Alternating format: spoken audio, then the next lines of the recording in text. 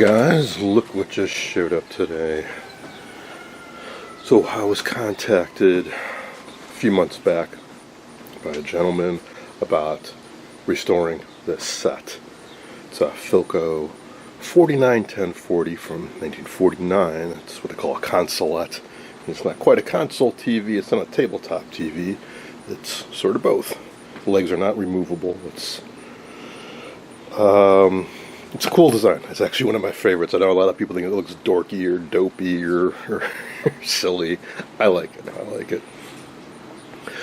Well, it turns out a few months later, fast forward to today, or a couple weeks ago, I guess his wife told him, or threatened him with a divorce if he paid to have the set restored. I think he had gotten it from a relative, I believe the story goes, many years ago, and it had just been sitting there. And when he raised the prospects of getting it restored, he got shut down. So he kindly donated it, and gave it to me. Just flat out say it. So I intend to fully restore it. Cabinet is dirty, but doesn't look too bad.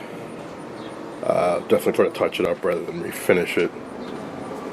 As usual, the top got the brunt of the abuse. Some finish loss here, maybe some water damage. May want to selectively refinish just the top, but I'll do what I can to restore it. Really solidly made. The rear legs in particular, I believe this is a single piece of wood that goes all the way down. Probably poplar. I don't think it's solid mahogany, but who knows. Definitely mahogany veneer on the rest of it. So what is it? It's one of Philco's early sets. Their very first sets post-war came out in 48. 48 1000 being the popular one, and it took me years and I finally got one.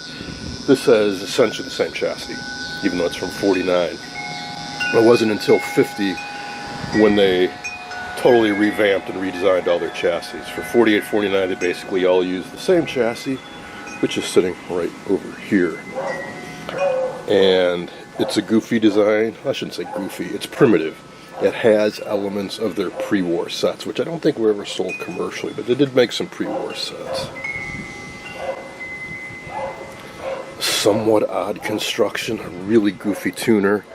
The early incarnations of this did not have fine tuning, and they realized after they started selling them that, yeah, you kind of do need fine tuning, so they added an aftermarket kit to add fine tuning, which I think this might already have. That might be what this is for. Similar to Philco radios, this chassis was shock mounted, so there are rubber blocks that go in the corners, and the tuner is too. I think it just comes out, and these suctions are removable, replaceable, like the much more common standard tuner that Admiral and others used. So these will have coils and caps inside, tuned to each of the VHF channels. Nice perforated chassis for ventilation. Loctile tubes, of course. Not that many, but we got a few. We got some 7N7, 7F7. One missing. 5U4, of course. It's gone to air. Looks like somebody started to remove the rust from the power transformer. Underneath, it appears to be, if not mostly original, all original. Or I should say, if not all original, mostly original. I'll take a look at that in a bit. It was just dropped off. I'm going to bring it inside in a moment. Ooh, this coil got a little messed up. No wonder, since the shaft is sticking out so far. Not sure what that goes to. Speaker, I guess.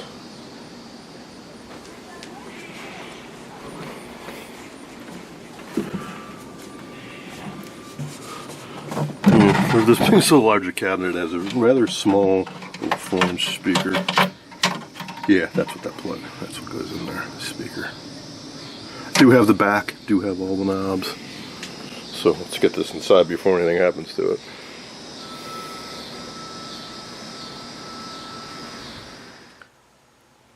Here's the underside.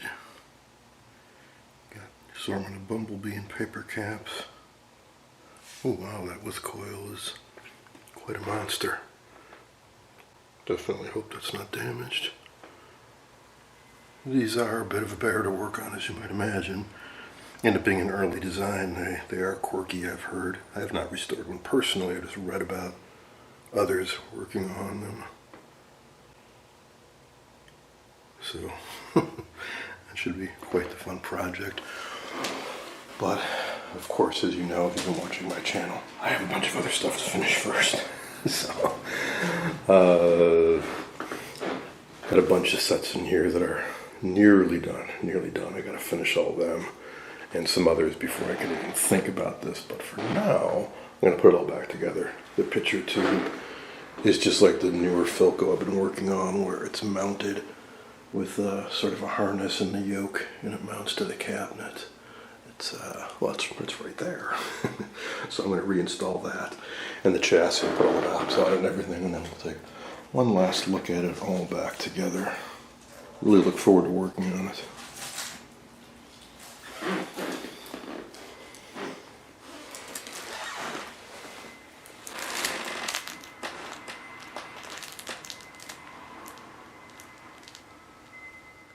You really need to install the picture tube with the cabinet face down, because that metal frame on the CRT needs to go into some screws that are mounted to the cabinet. And then there are a couple braces that go on after that.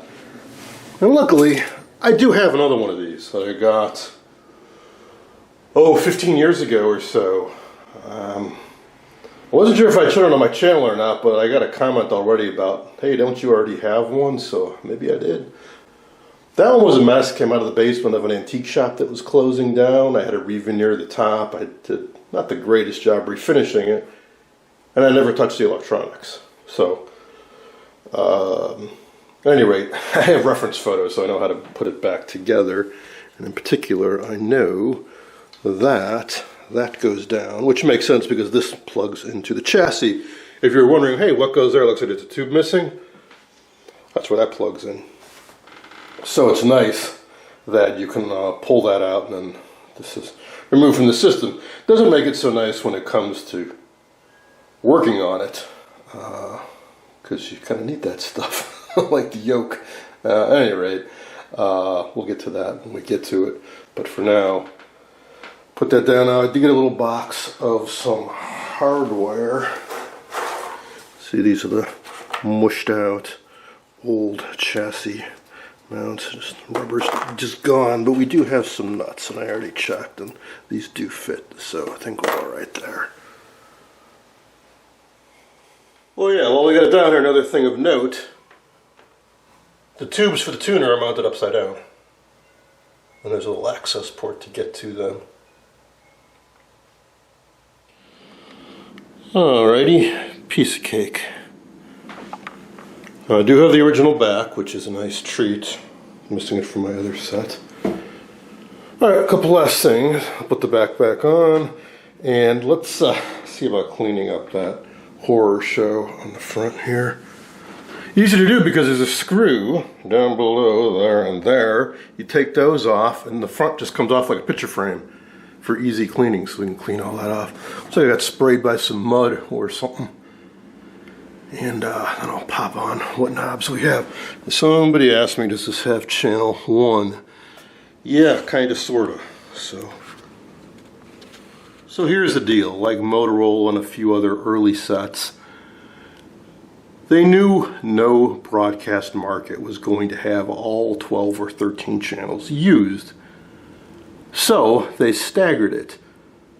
The first position can be channel 1 or channel 2, and then 3, then 4, then 5 or 6, then 7, and then 8 or 9, 10 or 11, 12 or 13.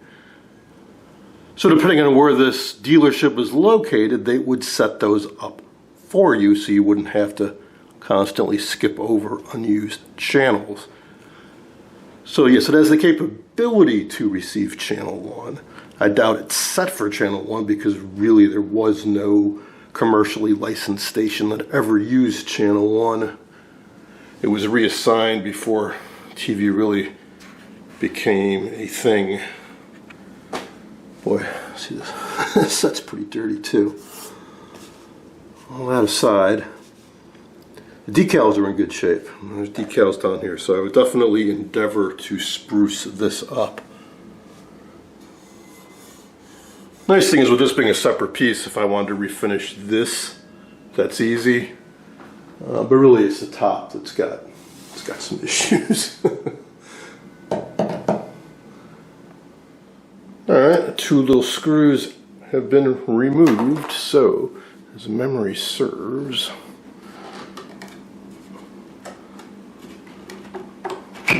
there we go. Not that easy to clean most sets, that's for sure. So on the back there are some clips at the top that lock into those guys, and it's just those 2 screws at the bottom holding it in place.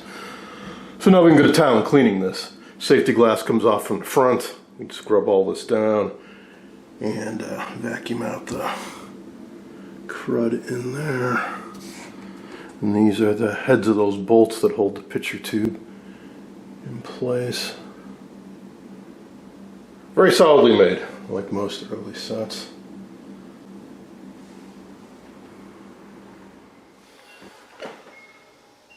That's a little bit better. Still needs a bit of a deep cleaning and touch up, but we'll get to that someday.